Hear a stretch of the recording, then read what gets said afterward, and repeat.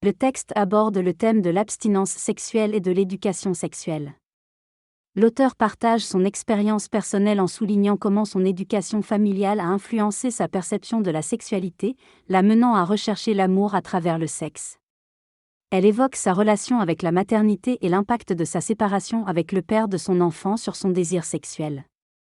Elle mentionne également son expérience de la première relation sexuelle et de sa tendance à être quittée dans ses relations amoureuses. L'importance de l'amour dans sa quête sexuelle est soulignée, ainsi que des périodes d'abstinence forcée qu'elle a vécues sans le vouloir. Après une période de 7 ans sans relation, la personne exprime vivre une deuxième période de désert sexuel. Elle raconte une expérience traumatique où elle s'est retrouvée dans une situation non consentie, ce qui l'a profondément perturbée et laissée impuissante. Après cette expérience, elle a remis en question son orientation sexuelle et a pris conscience de son homosexualité.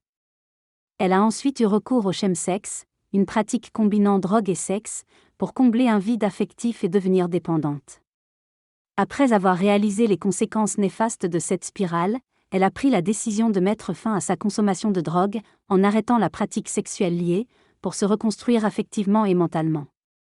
Le témoignage aborde la pression sociale liée à la sexualité performative qui peut inhiber le plaisir et la spontanéité dans les relations intimes. L'expérience personnelle met en lumière la difficulté de trouver un équilibre entre les attentes extérieures et le désir authentique. La narratrice révèle une orientation asexuelle partagée avec son partenaire, soulignant la rareté de cette orientation et les défis rencontrés pour être compris par la société. Le récit évoque également une déception initiale vis-à-vis de l'acte sexuel, marquant ainsi le conflit entre les attentes sociales et le ressenti individuel. La réflexion porte sur la possibilité de vivre une relation sans sexualité et l'acceptation de cette orientation comme une part essentielle de l'identité. Dans ce témoignage, la narratrice exprime son malaise lié à l'absence de désir sexuel. Elle ressent un dilemme entre son besoin de ne pas consommer de drogue et son envie d'intimité avec un partenaire. Malgré les éloges reçus pour ses performances sexuelles, elle ne ressent aucun plaisir et se questionne sur son absence de libido. Ce manque de désir l'amène à des périodes de désespoir, de dépenses inutiles et de remise en question de son apparence physique. Par ailleurs, elle souligne le jugement de la société envers ceux qui ne vivent pas de relations amoureuses ou sexuelles, considérés comme des marginaux. Elle évoque également le soulagement d'être épargnée des tensions liées à la sexualité et la charge mentale associée à la contraception. Enfin, elle critique la pression sociale exercée sur l'individu, notamment à travers les publicités incitant à adopter un partenaire. Le narrateur exprime sa frustration face aux conseils simplistes sur la vie et les rencontres, affirmant que cela ne correspond pas à sa réalité. Il évoque son expérience peu concluante sur l'application Tinder et la difficulté de parler de sa sexualité dans une société hypersexualisée, se sentant marginalisé en tant qu'asexuel.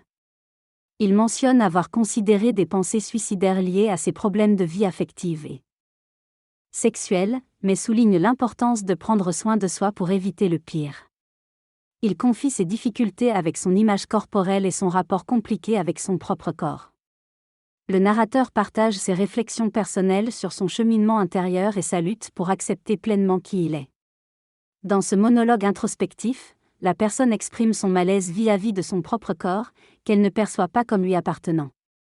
Elle analyse ses difficultés relationnelles et sexuelles, remettant en question ses choix d'abstinence, illustrant une fuite de soi dans les autres. Elle aborde également le sujet de la pression normative imposée aux femmes en matière de sexualité, critiquant les stéréotypes et les mythes autour de la sexualité masculine. L'acceptation de son asexualité apparaît comme un acte de liberté et de contrôle de son propre désir, en rupture avec les attentes sociales imposées aux femmes. Le sexe est omniprésent dans la société actuelle, souvent associé à l'image, au marketing et à la performance. Les pressions exercées sur les jeunes femmes pour être séduisantes et appétissantes, et sur les hommes pour correspondre à une certaine virilité, sont exacerbées par la pornographie. La communication sur le sexe est complexe, engendrant du stress et des incompréhensions. L'acceptation de soi et des autres est essentielle pour des relations sexuelles épanouies. Malgré les normes sociales et économiques, une femme de 60 ans exprime son désir et son plaisir, défiant les conventions et les regards extérieurs. La marginalisation des personnes malades ou différentes dans la sphère sexuelle est palpable, et l'accès à une sexualité épanouie est souvent lié à des privilèges. Parler ouvertement de sa sexualité face caméra est un acte de courage et de vulnérabilité, surtout pour les hommes qui sont confrontés à des normes de virilité strictes. Le témoignage aborde le sujet de l'hypersexualité et de l'asexualité dans la société actuelle. Et est souvent mal comprise et perçue comme triste, coincée ou ennuyeuse, alors que les personnes asexuelles se sentent épanouies et pleines de vie. L'importance du contact physique et de la tendresse est soulignée, même si certains peuvent vivre sans. La danse est un moyen pour une personne de s'affirmer et de reprendre possession de son corps. Concernant la sexualité, les asexuels peuvent avoir une forme de sexualité solitaire appelée autosexualité. Enfin, le cheminement vers l'acceptation de soi et la découverte qu'on peut aimer profondément malgré l'abstinence sont également évoqués. Le narrateur raconte son cheminement vers l'acceptation de sa vie sexuelle et de son bonheur. Il évoque sa foi en Dieu malgré ses difficultés, son amour pour son partenaire et leur relation non sexuelle basée sur l'amour et le contact. Il se remémore un moment de bonheur intense dans sa jeunesse qui l'a aidé à retrouver le désir et la joie dans sa vie actuelle, notamment à travers la danse. 7. Remise en connexion avec lui-même lui permet d'exprimer sa gratitude et sa joie d'être en phase avec sa véritable identité.